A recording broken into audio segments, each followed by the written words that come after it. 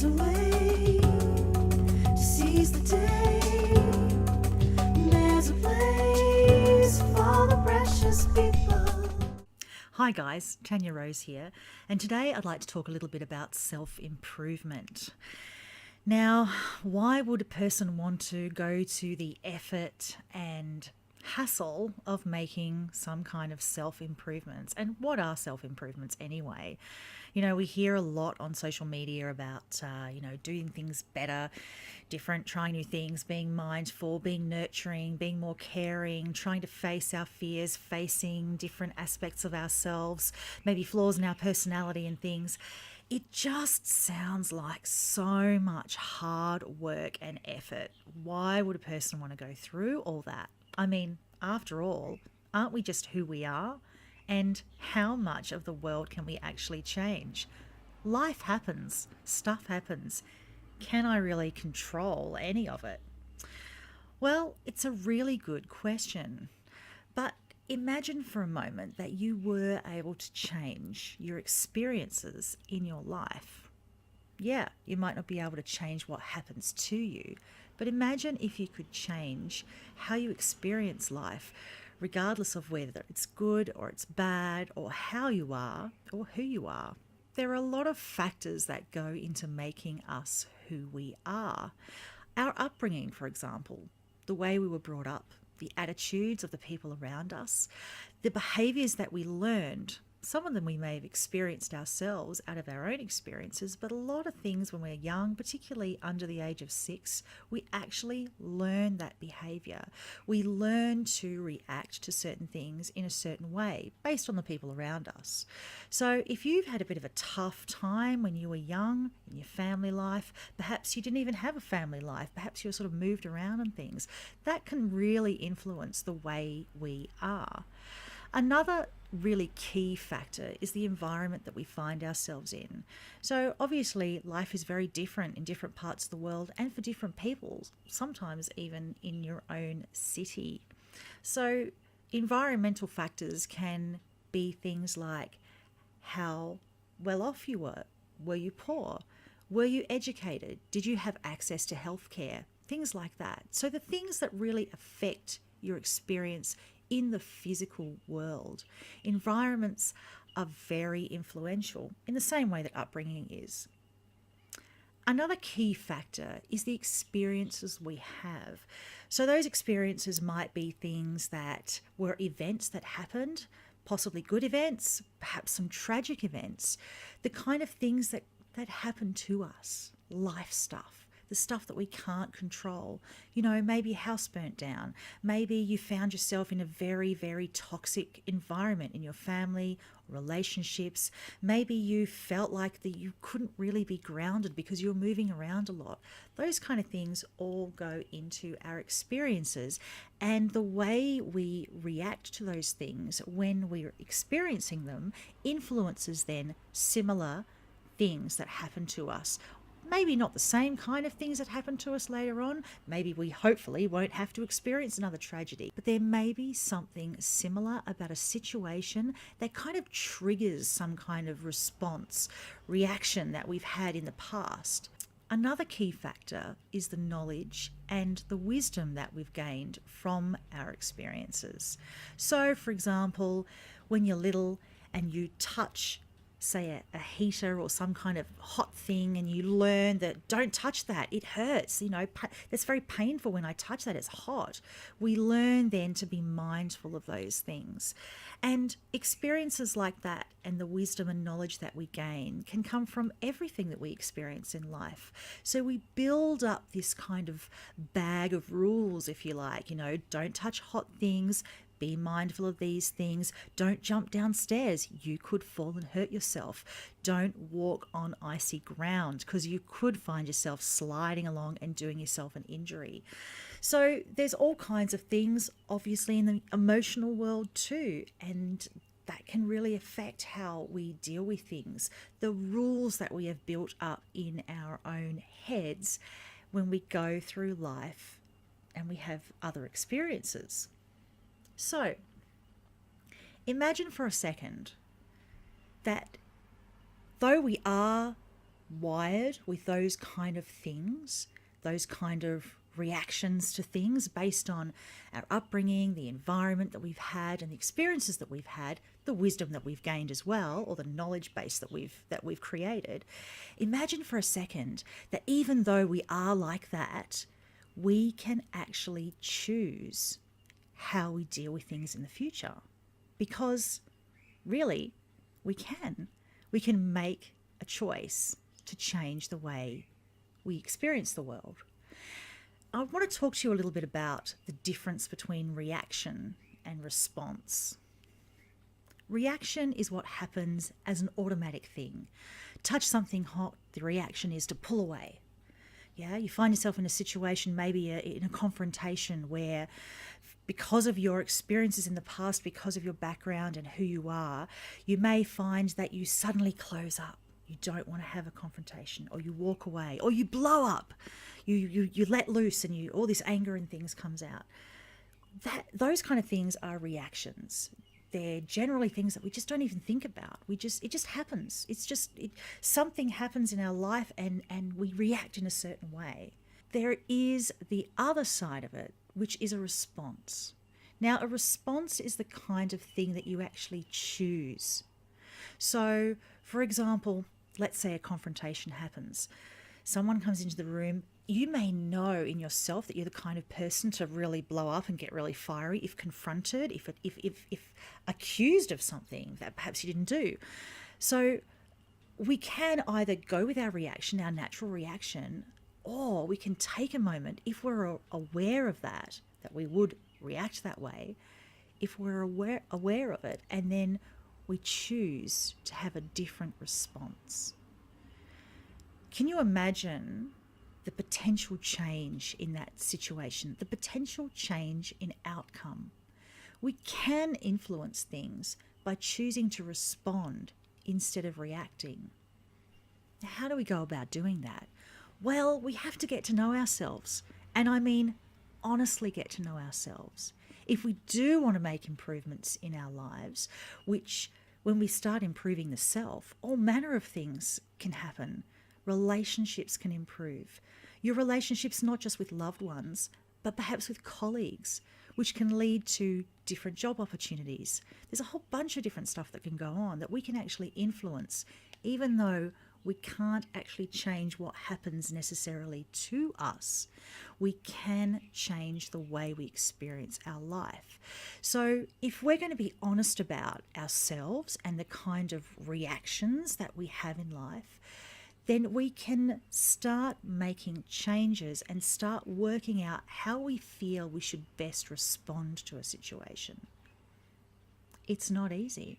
It's a challenge. It's a big challenge, especially if you're someone who has a lot of emotional reactions to things naturally. It's not easy to kind of go, wow, I'm someone who's a real stress head in confrontations, or I'm someone who really runs away from anything that feels like it's going to take time or hard work, or I'm very impatient. I really find that I avoid a lot of situations that potentially could be good for me because I'm really impatient and I'm scared of failing.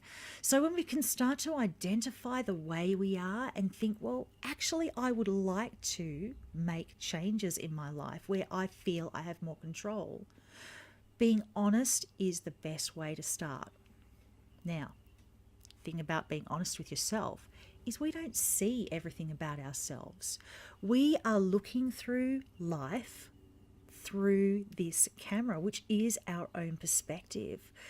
The experiences of other people, of us, can be very, very different.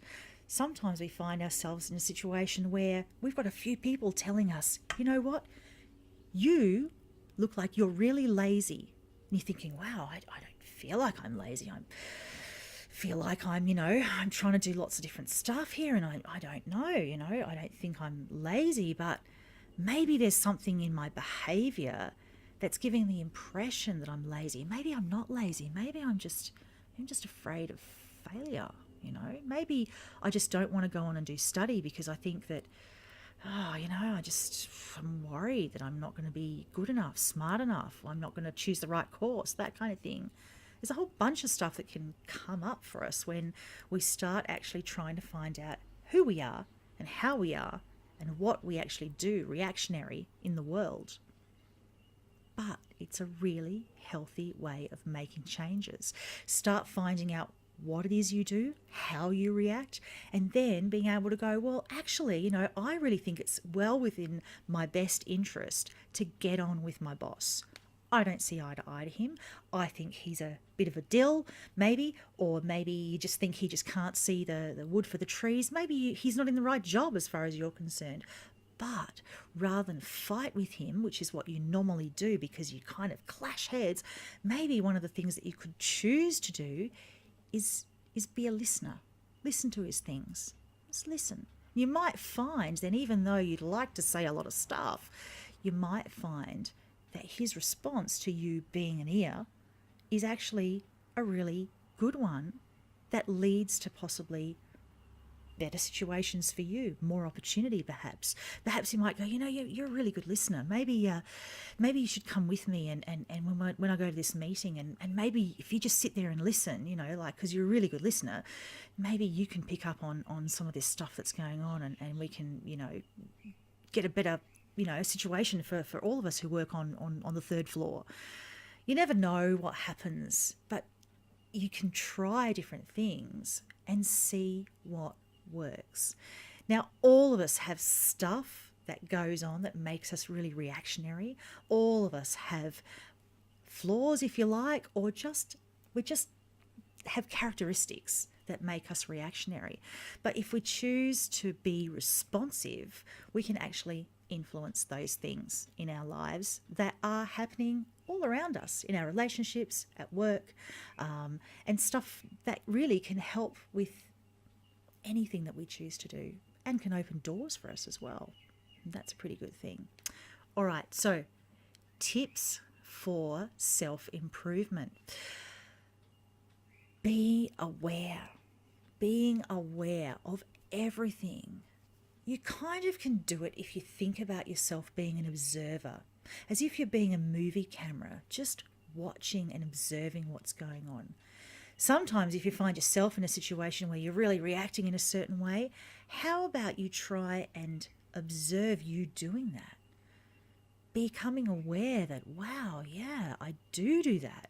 And that's really making that situation with that person really challenging, or wow, I do really avoid those situations or that. And yet I actually would like to do certain things and, finding that honesty, being aware of what's going on. Sometimes when we start being aware of stuff, not just about ourselves and our own reactions to things, but also the world around us, we start to see things that we didn't realize were there. We sometimes start to see more opportunities for ourselves, maybe opportunities for other people that we really care about as well. If you start becoming aware and observe things, sometimes everything becomes clear. Directions start becoming pretty obvious, and we can then move forward, which is generally what people want to do. Another tip is thinking about good feelings. Things that make you feel good, staying positive. If you can focus on those things, what keeps me positive, what helps me stay focused, it can really help you in your own development of a positive, focused, and responsive, as opposed to reactionary, experience in life. So positivity is, at its very nature, an awareness that we have. When we're positive, we seem to be really open to information. We seem to be thinking about stuff a little bit differently, perhaps allowing our observations to be bigger than when we're reactionary, which is quite often a closed kind of experience that we have, sort of tunnel vision. So being positive can have great things. And of course, it makes us feel good, and that's really important. We want to feel good in life. We want to have a positive experience. Something else that you can do is to try new things, trying different ways of observing, different kinds of responses, trying new things, seeing what works, what kinds of things make you feel like you're actually making improvements in your life. So this is about developing the self after all. This is about ourselves. If we want to change our lives, the first place to look is within. We need to focus on that side of ourselves. Trying new things can often give us a different perspective, a different experience than what we would say normally be drawn to. So trying new things can be really helpful in changing the way we see the world and the way we see ourselves too. Put ourselves in different situations and different circumstances where we may not be familiar with, and then we can observe the way we react and try out new responses, choosing ways to interact with the world and to interact with the experience. Getting knowledge from others. Knowledge and wisdom, so important. There's lots of people out there who I'm sure are like-minded, like you. We're all very different, and there's lots and lots of different people out there who you may connect with, who may have wisdom and guidance and maybe mentoring that they can give you and offer you to move you forward. There's plenty of videos like this kind of video, lots of books to read. If you're not a reader, you can maybe go to some talks. There's plenty of stuff.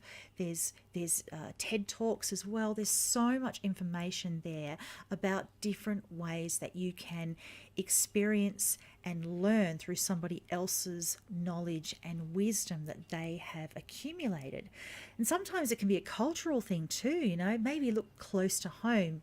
You might have an older person, a grandparent, colleagues, other people around you who may have experienced certain things. Maybe you can talk to them and find out what they've done in their life to improve their lot in life. The most important tip of all out of any of this, though, is to be patient. We have to be patient with ourselves. Self-improvement doesn't happen overnight. It takes time and it takes small steps along the way.